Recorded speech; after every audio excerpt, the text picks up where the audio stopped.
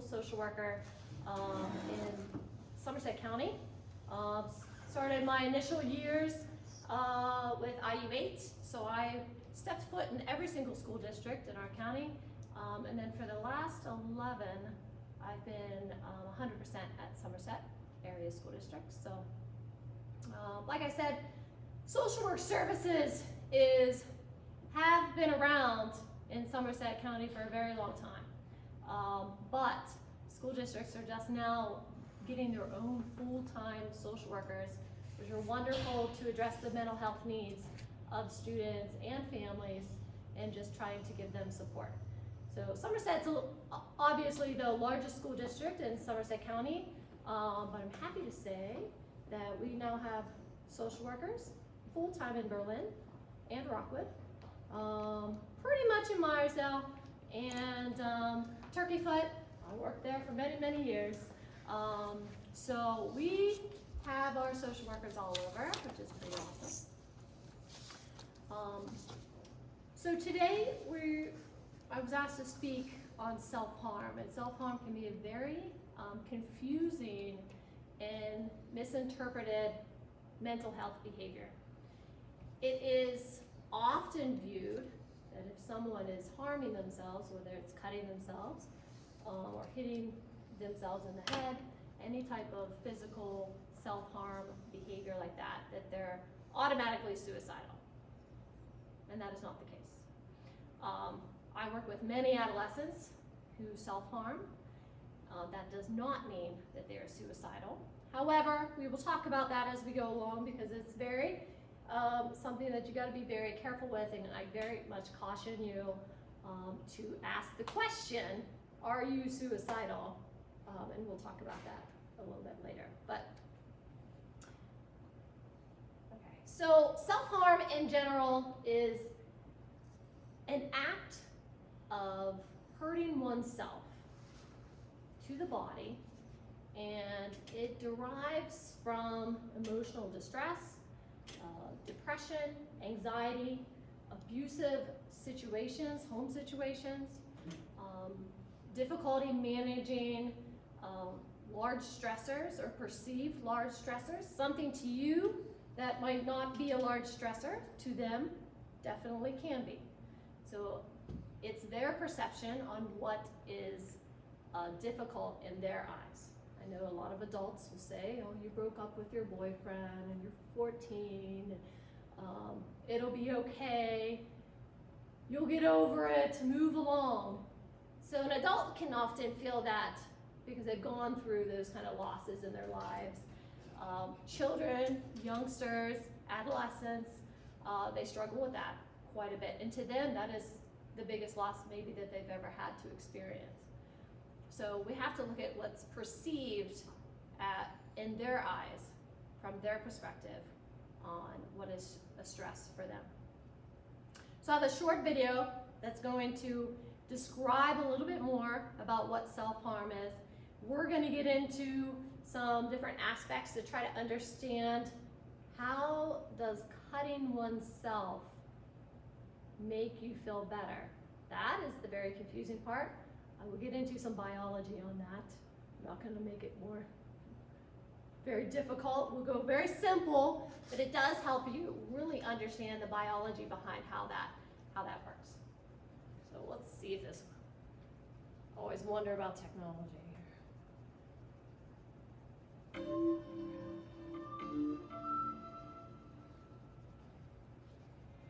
It's hard to describe why I would hurt myself. I didn't know how to explain what I was feeling. Cutting my arm was the only way I could release the tension. Once I would do it, I stopped worrying about how I was feeling. It worked, and I really didn't want to stop doing it. My daughter hurt herself for several years. I was so scared. It also made me angry, so I had to really work to understand what was happening. As a high school teacher, I would see students who covered cuts on their arms. And I knew one young man who would just hit his head on the wall. He always had bruises. I couldn't tell if he was angry, sad, or just trying to get attention.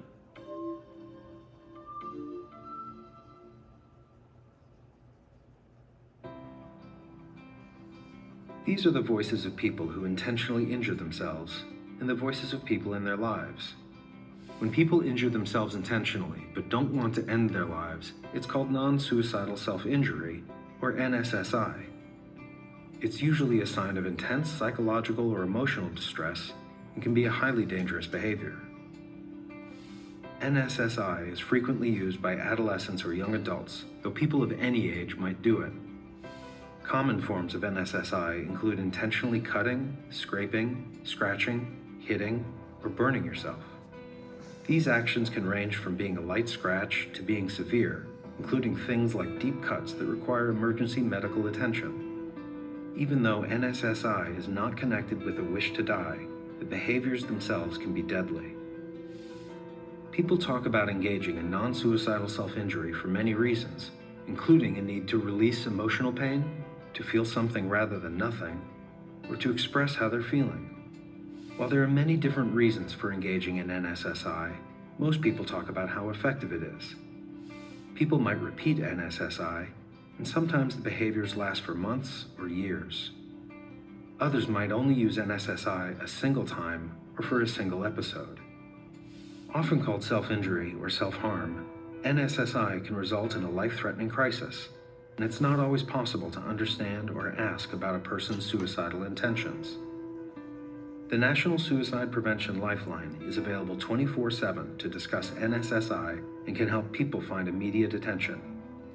If there is any type of medical or psychological crisis, call 911 or go to the nearest emergency room right away. Non-suicidal self-injury is a complicated mental health problem. It can also be treated by experienced mental health professionals. NSSI is not a sign that a person is hopeless, crazy, or unable to live a fulfilling life. NSSI does not define a person. It's simply a behavior used by a person to feel better, and behaviors are changed all the time. People can learn other ways to feel better, and non-suicidal self-injury is a behavior that can change. People can then move on and live safe and happy lives.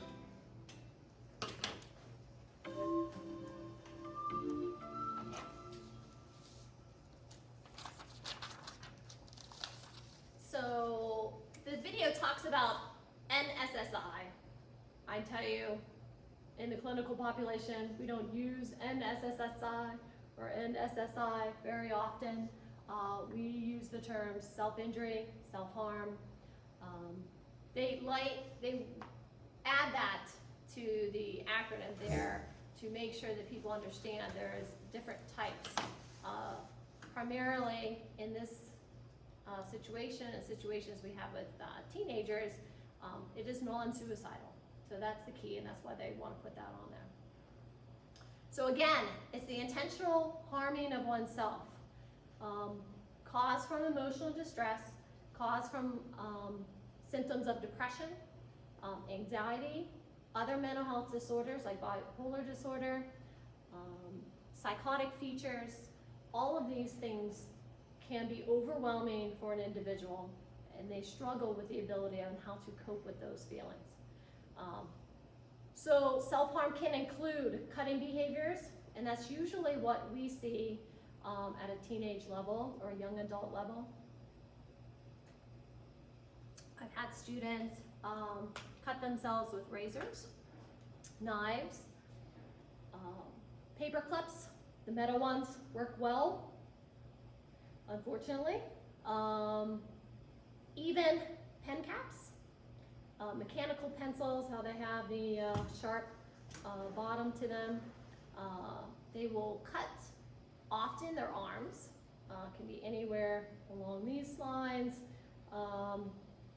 legs, upper thighs, inner thighs.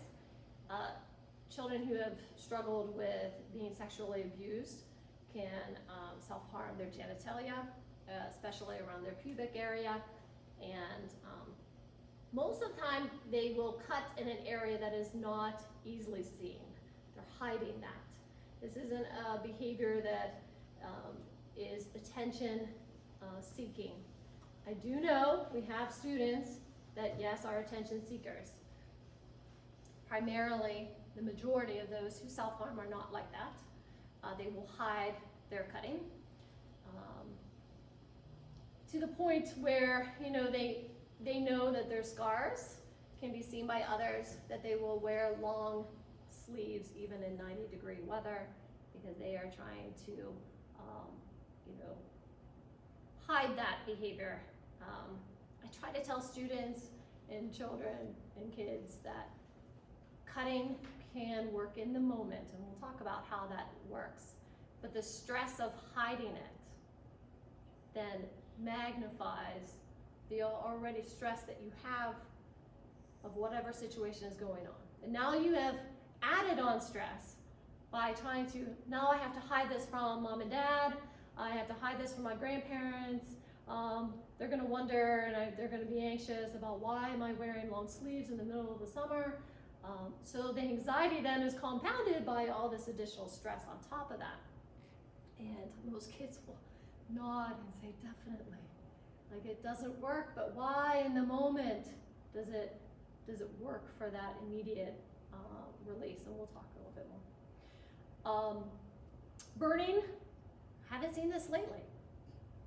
Kids are now vaping, so they're not using cigarettes as much, so they're not burning themselves, and cigarette burns was usually what I had seen in the past, 20 years ago.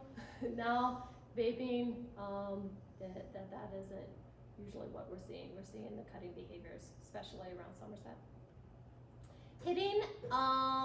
Hitting themselves in the head or hitting their heads on walls. That is more typically seen in children who struggle with developmental disabilities or intellectual disabilities, individuals struggling with autism, higher significant autism will display some of that self-harm that way. So the nice thing about this this festival today is the ability to take away stigma. And I think that's key when it comes to almost everything that you probably talked about today. There's a big stigma around mental illness. It's not something that people will just openly talk about. We'll talk about diabetes and how I have a heart condition and all of these other medical illnesses, but depression and anxiety and those medical illnesses are not talked about. It is still viewed in our society as that something's wrong with you. You had a choice in that. Why can't you just pull yourself up by your bootstraps and do better?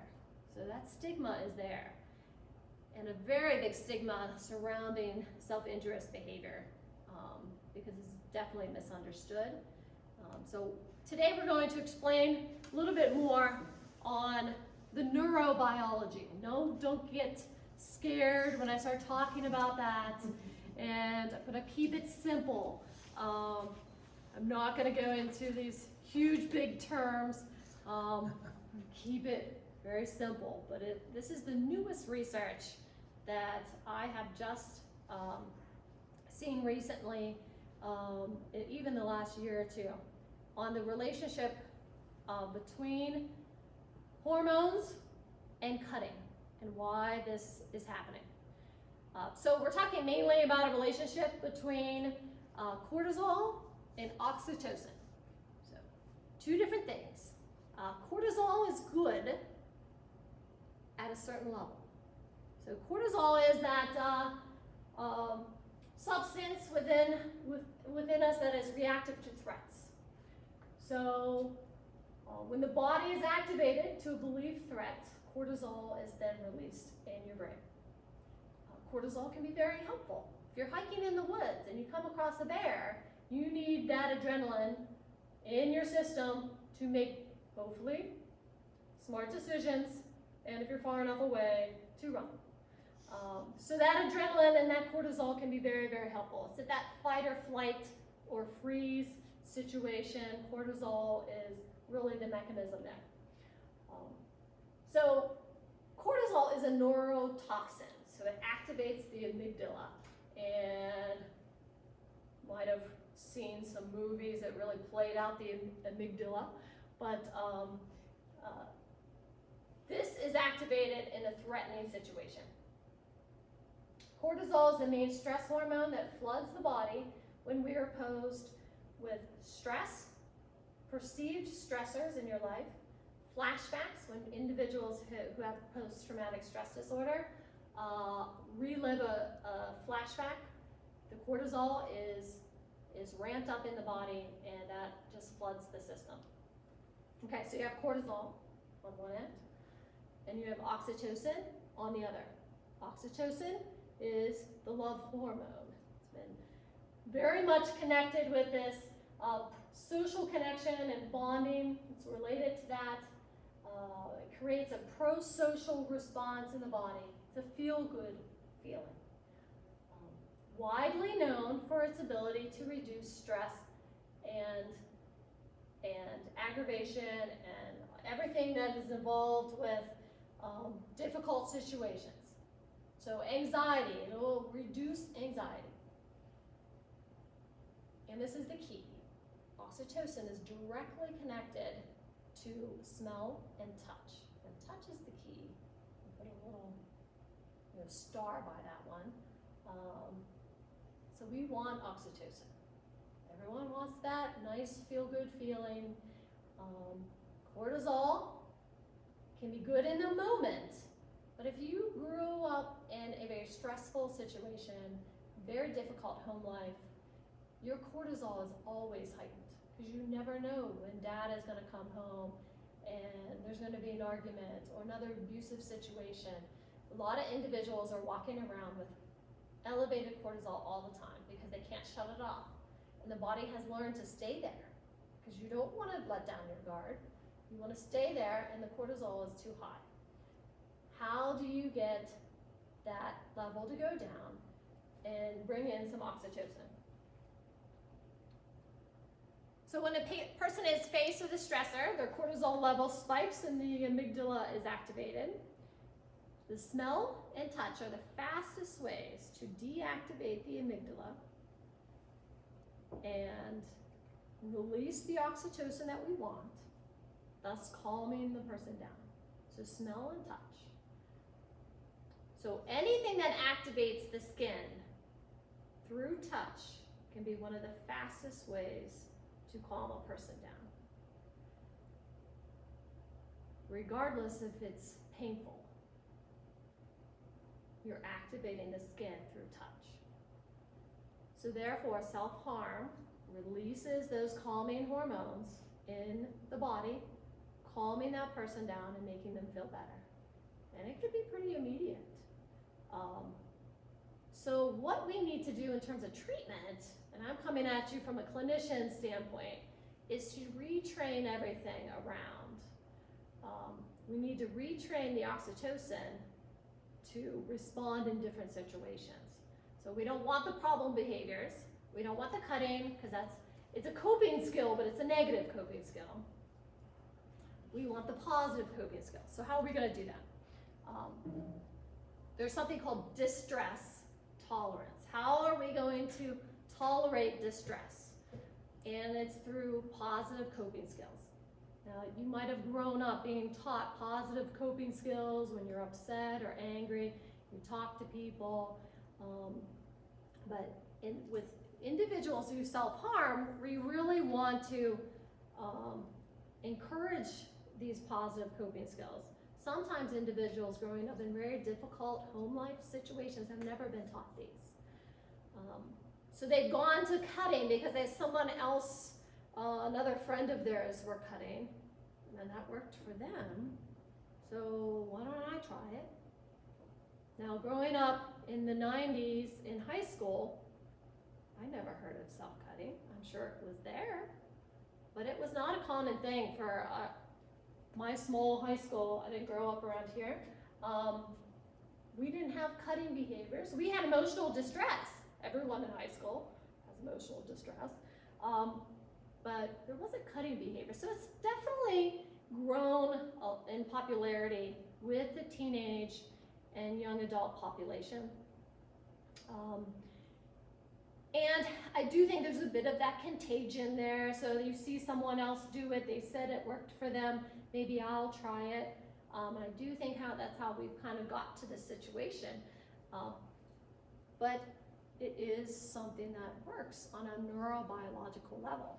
So we're gonna retrain the individual to use these positive coping skills. And so self-soothing or grounding exercises, and we'll talk a little bit more about what grounding means. So we want positive touch. So holding a baby, petting an animal, as far as service dogs, very popular.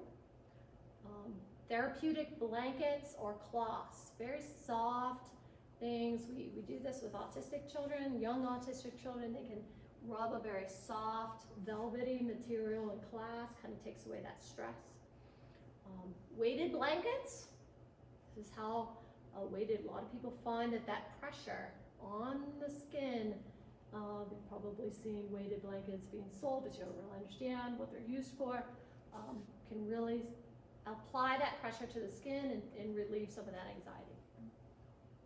Hugs and massage from trusted adults, obviously. I worked with individuals who've been sexually assaulted. Do not go and try to hug and massage people who are in distress. So they have to ask for that. If you have a family member that they trust you, and you can ask them, can I rub your shoulders or something like that. But that has to be an agreed upon thing kind of prior to this. Temperature change is interesting because we can use warm, hot showers, cold baths, things like that, that again, it's that tactile, physical sensation on the skin. Putting your hand in cold water, Ziploc bag of frozen vegetables, ice pack to the skin, often to the back of the neck, will lower blood pressure pretty quickly. So you put that there. Again, can be painful, but pain is, that tactile feeling on the skin can definitely release some of that oxytocin. Another interesting thing, I don't have too many people do this, but if you put your head in cold water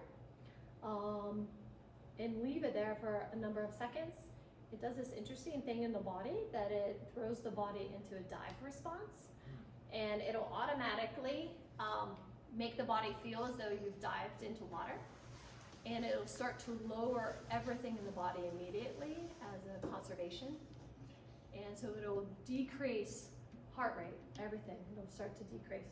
That's an interesting thing. Don't ask teenagers to put their head in cold water for 15. They really say 15 to 30 seconds even. Nah, they look at me like I'm crazy. So. But you can see the biology to that. It could, it definitely work. There's a lot of individuals that don't want that touch. They've been through certain situations in their life. They don't want anyone to touch them, but it's proximity. Just being close to that person. And that can even influence the oxytocin.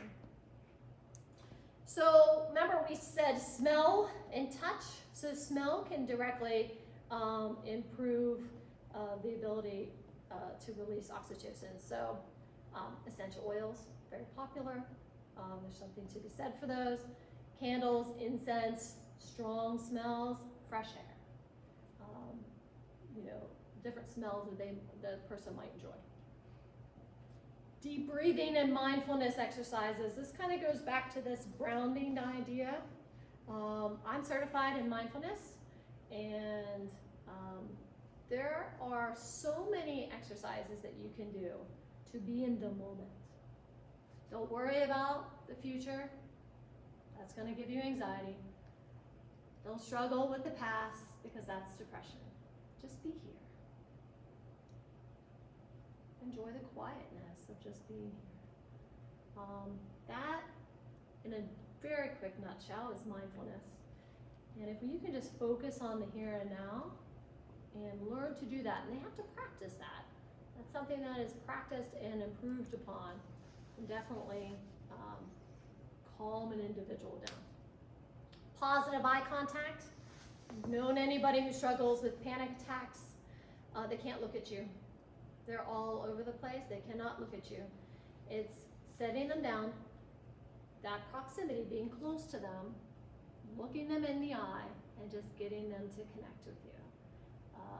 Positive eye contact can really kind of reach into their souls, so to say, and let them realize that they're with somebody that they trust. Prayer. Being in a church setting, prayer is humongous when it comes to if somebody believes in higher powers, let them pray. Laughter, dancing, singing, all of these things releases that feel-good chemical, oxytocin, helps them calm down. I'd often tell kids, come up with one of the funniest movies you've ever seen.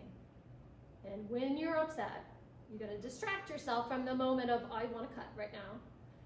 If you can distract and get over that hump of, I wanna cut, usually maybe in an hour you don't wanna cut anymore. But if you can get through that moment, distract yourself, put on a funny movie. Start laughter, singing, dancing, something to get through that moment. They'll be better off.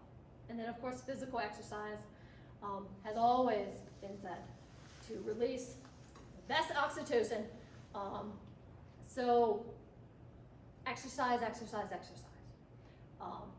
Getting out there, walking, fresh air. You can do a lot of these things all at one time, even to get through those moments of wanting to cut.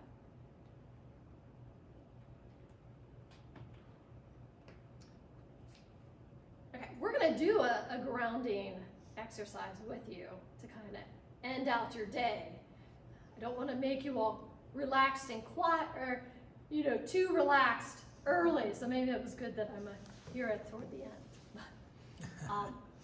So self-harm, how to respond. If you have a family member, a friend, a loved one, someone in your life who is self-harming, it can be very difficult on how to approach that, what to do about it, but definitely don't panic. This is not uncommon.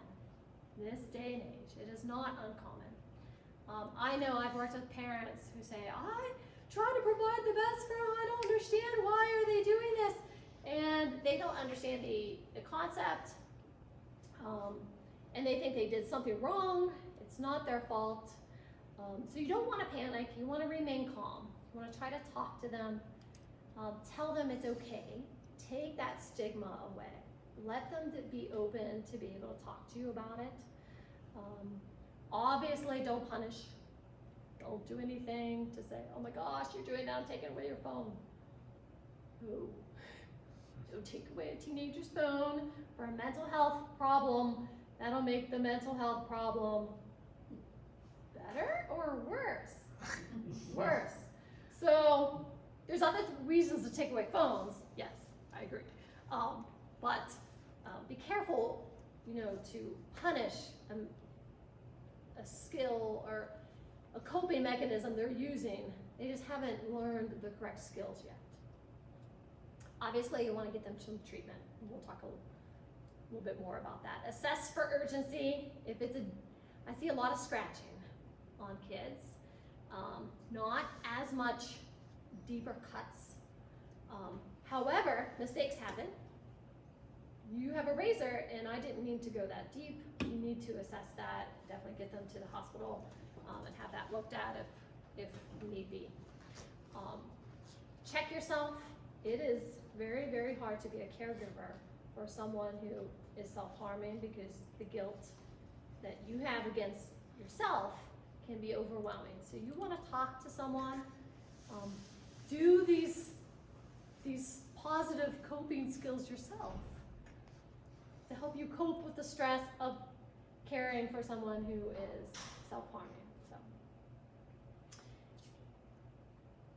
Okay, so in terms of suicidality, obviously we've talked a lot about how self-injury is not meaning that the person is suicidal.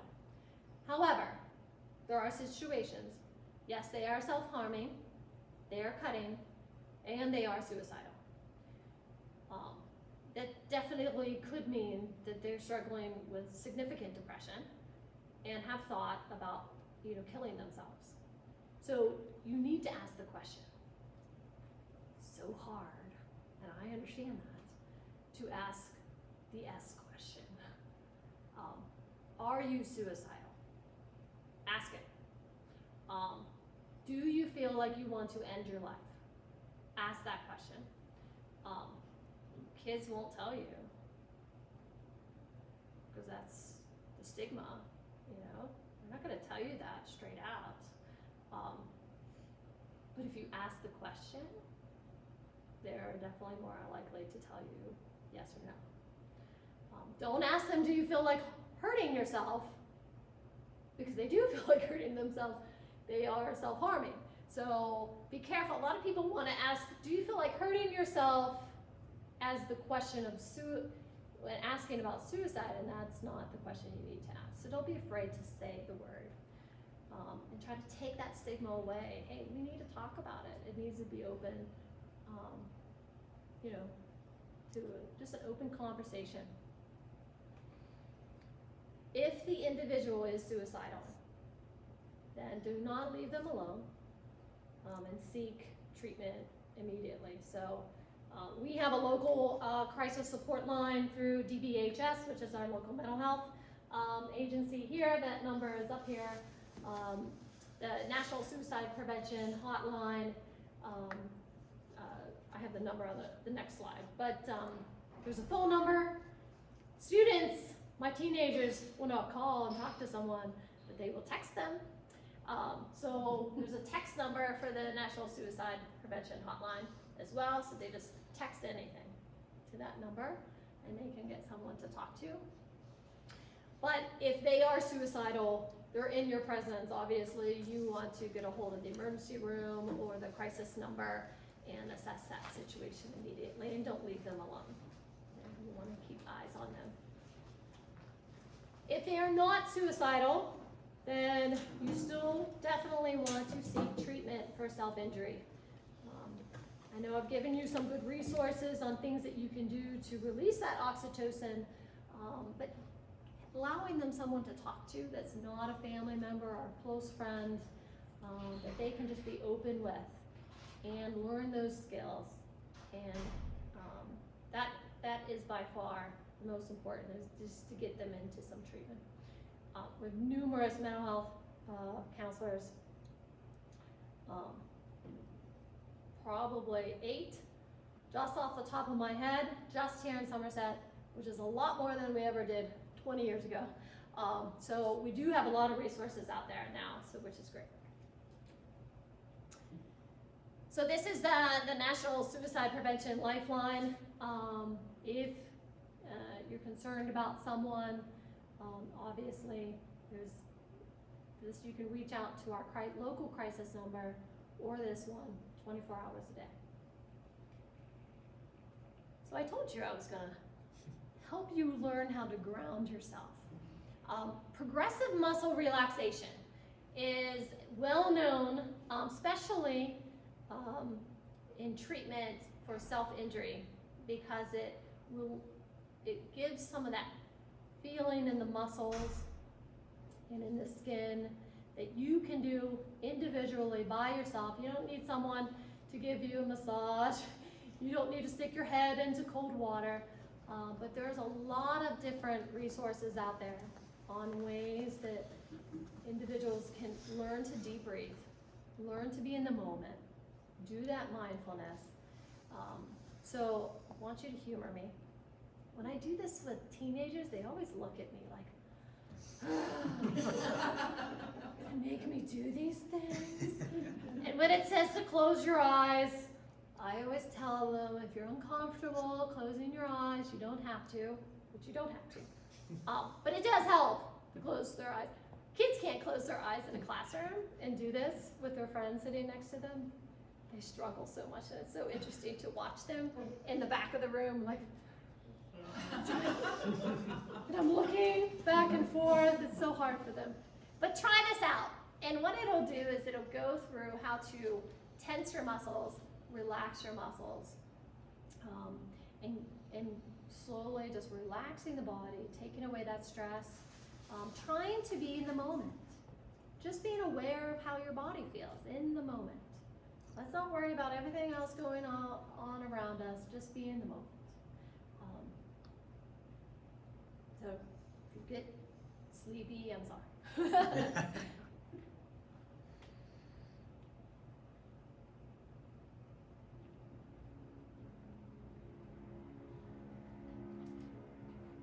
Progressive muscle relaxation is an exercise that reduces stress and anxiety in your body by having you slowly tense and then relax each muscle. This exercise can provide an immediate feeling of relaxation, but it's best to practice frequently. With experience, you will become more aware of when you are experiencing tension, and you will have the skills to help you relax. During this exercise, each muscle should be tensed, but not to the point of strain.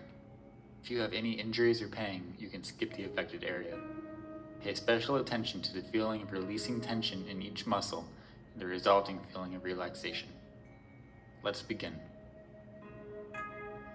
Sit back or lie down in a comfortable position. Shut your eyes if you're comfortable doing so. Begin by taking a deep breath and noticing the feeling of air filling your lungs. Hold your breath for a few seconds. Release the breath slowly and let the tension leave your body. Take in another deep breath and hold it.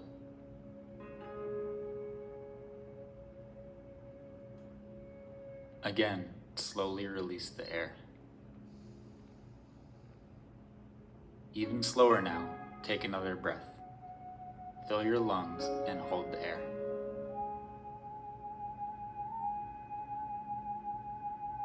Slowly release the breath and imagine the feeling of tension leaving your body.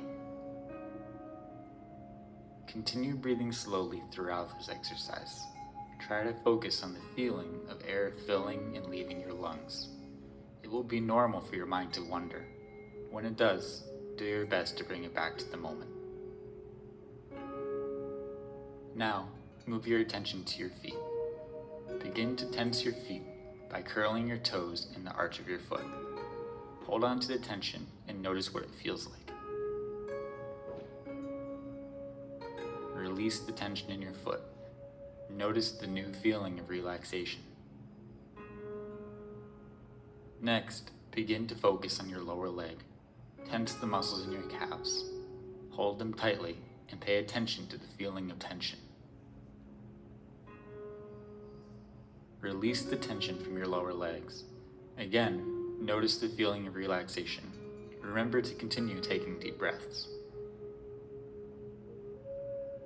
Next, tense the muscles of your upper leg and pelvis. You can do this by tightly squeezing your thighs together. Make sure you feel tenseness without going to the point of strain. And release. Feel the tension leave your muscles. Begin to tense your stomach and chest. You can do this by sucking your stomach in. Squeeze harder and hold the tension.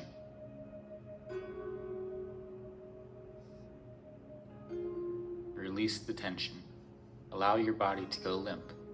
Let yourself notice the feeling of relaxation. Continue taking deep breaths. Breathe in slowly, noticing the air fill your lungs, and hold it. Release the air slowly. Feel it leaving your lungs. Next, tense the muscles in your back by bringing your shoulders together behind you. Hold them tightly. Tense them as hard as you can without straining, and keep holding. Release the tension from your back. Feel the tension slowly leaving your body and the new feeling of relaxation taking its place. Notice how different your body feels when you allow it to relax. Tense your arms all the way from your hands to your shoulders. Make a fist and squeeze all the way up your arm. Hold it. Release the tension from your arms and shoulders. Notice the feeling of relaxation in your fingers, hands, arms, and shoulders. Notice how your arms feel limp and at ease. Move up to your neck and your head. Tense your face and your neck by distorting the muscles around your eyes and mouth. Release the tension. Again, notice the new feeling of relaxation. Finally, tense your entire body. Your feet, legs, stomach, chest, arms, head, and neck. Tense harder without straining. Hold on to the tension. Now release. Allow your whole body to go limp. Pay attention to the feeling of relaxation and how different it is from the feeling of tension. Continue taking deep breaths.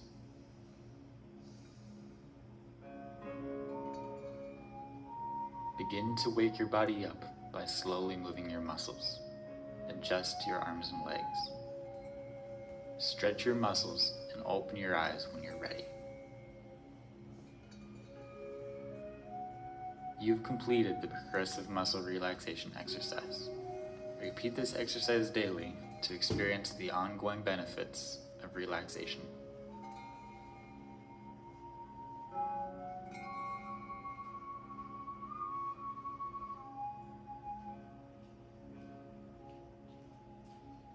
this was a very short one, just for time's sake. However, I always encourage everyone I work with to try this every night before bed. Practice, practice, practice. Because if you're in an anxiety-provoking situation and you don't practice this, you're going to have a very difficult time implementing it. But if you practice at night before you go to bed, you're trying to relax anyways, it's the ideal time to practice that. There's so many different resources out there, all free. YouTube videos to apps, free apps on your phone, just Google or on the App Store, look for mindfulness or relaxation. And there are so many guided ones. I like the guided ones because it really focuses the brain. Music, and I know you had a seminar earlier about music, wonderful. But some of my kids, their mind races too much. They can't just have relaxing sounds. They need some guided meditation to kind of focus them a little bit better. So practicing that before bed is the ideal time. So whether you know someone who's self-harming or a caregiver, these are wonderful strategies, as well as just everyday stress that we all face all the time. So, any questions?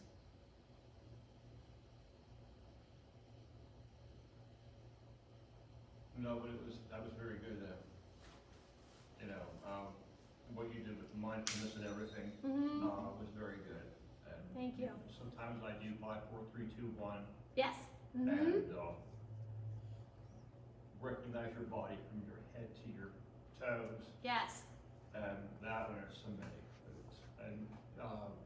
And Pinterest is very, very good because Yes, it's there. So much stuff. Pinterest freak, so you can find tons of mindfulness exercises there. And most of them are all, even most of the apps are free.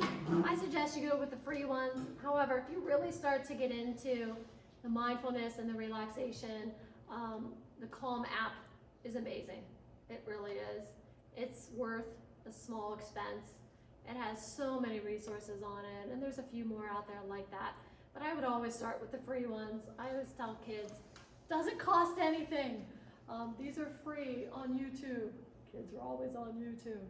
I said, do something beneficial for yourself and learn some of these strategies. So hopefully that helped in terms of understanding the biology and like why applying pain and cutting behaviors can make them feel good in the moment. And there's a lot of emotions surrounding cutting. Some people will definitely say that they want to feel something, or they feel numb, or they're just so depressed that they don't feel anything. So feeling pain is at least something they can feel. So you get some of those descriptions on why they cut. And it's very complex for each person. It's not just a cookie cutter reason why people are cutting, but hopefully that helped explain without too much biology on that. Yes? Suppose a kid or a teen is in a situation where it would be difficult to do some of these steps, like say if they're in class Yes. or a social activity and it's hard to go into one of these routines. Right. Well, I've often told kids doing some stretching and just different things in the classroom. You can do some of that there. Deep breathing, nobody's gonna know that you're deep breathing in your classroom. But, you know, a lot of times, and teachers are definitely more aware of the struggles that teens are facing. I will tell teens, it's okay to ask, can I go to the restroom? Splash some cold water on your face, those kind of things. Give yourself a moment. It's hard to find an alone space to calm down at school. You just want to be by yourself for a little while. You can't get that at school. So you're in a bathroom stall, that was the closest you're gonna get. So some kids can go in there, use those strategies, and just calm down for a little bit. Others will come down to see me, and that's okay. And they know that. We have a calm down room. I haven't figured out exactly how to entitle the room.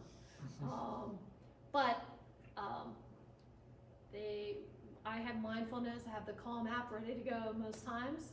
We have a nice little lamp in there. We have a comfy chair. We have a weighted blanket now. Just got that the other day. So we have implemented a lot of these steps. And a lot of kids, whether it's somebody said something at lunch or something's going on, they will come down, and sometimes they only need 15 minutes. I usually give them 20. Usually it takes 10 minutes to start to calm down when you're in a panic situation.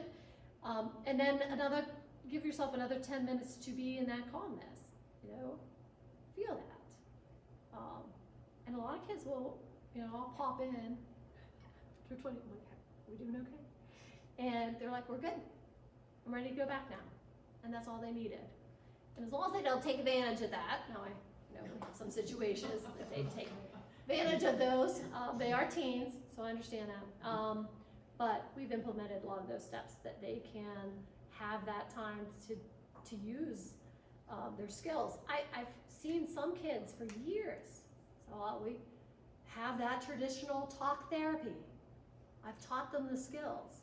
Now they don't need me. They just need a moment to implement their skills. So, and if they can use those coping strategies the way I want them to, they're gonna hopefully take that with them for the rest of their lives. So we've implemented a lot of stuff like that. I would say most schools are also doing the same. Now I'm primarily in Somerset, so I don't get to dabble in all of them like I used to, but I know those social workers there, so we're allowing those outlets now. Didn't have those in the 90s. There's no place to go in the 90s. You just went to the bathroom stall, I guess. So, any other questions? My email was on the first slide. If you have any concerns or anything, reach out to me. I'll be happy to help as much as I can. I am school-based, so a little different than outpatient, but there are many qualified, wonderful outpatient providers in the area that also do the same. So. We will probably, in my group, I'm going to bring PPR training Yes. to my group next year. Everybody that attends it will actually get a certificate in PPR. Wonderful. And We did QPR for all the teachers and staff at We Somerset. should do that. I'd like to do that for groups like Kiwanis, or the Rotary, or Right. whatever. Yes. I think that would be, get it out of DBHS, because I get the DBHS newsletter, you know, like first aid for adults, first aid for teens, I took all that. QPR is basically suicide prevention training for everyone. Yeah, and the first thing is questioning. Yes. Yeah, which you brought up, and so like we'll do that in my group, and whoever shows up that night, and if That'd be anybody great. wants to attend, come Yep. to. Gotta ask the question. Open that dialogue, open that communication. It's very important. A lot of people are uncomfortable talking about it. But when it comes to suicide, you have to talk about it. Most important. Thank you guys for having me. Thank you.